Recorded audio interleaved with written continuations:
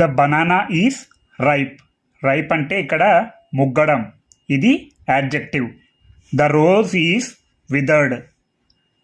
విదర్డ్ అంటే వాడిపోవడం, గులాబీ పువ్వు వాడిపోయింది, ఇది కూడా యాడ్జెక్టివ్. ఎందుకంటే ఇక్కడ గులాబీ పువ్వు గురించి చెప్తుంది కాబట్టి ఈ విదర్డ్ అనేది యాడ్జెక్టివ్.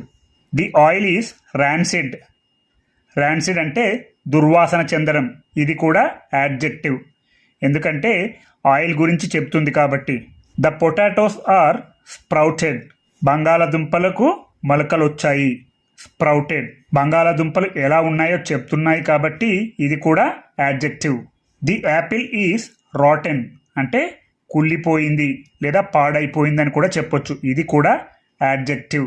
ద చీజ్ ఈజ్ మోల్డీ అంటే బూజు పట్టింది, జున్ను బూజు పట్టిందని చెప్పినప్పుడు ఇలాంటి యాడ్జెక్టివ్ వాడుతూ ఉండాలి, ఇది కూడా యాడ్జెక్టివ్.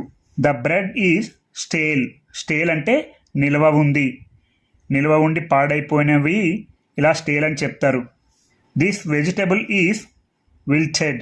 ఈ కూరగాయలు వాడిపోయాయి.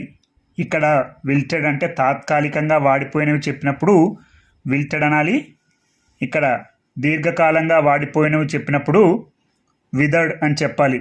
ఇలా ప్రతిరోజు కొన్ని వొకాబులరీ నేర్చుకొని మంచి ఇంగ్లీష్ ఇంప్రూవ్ చేసుకోండి.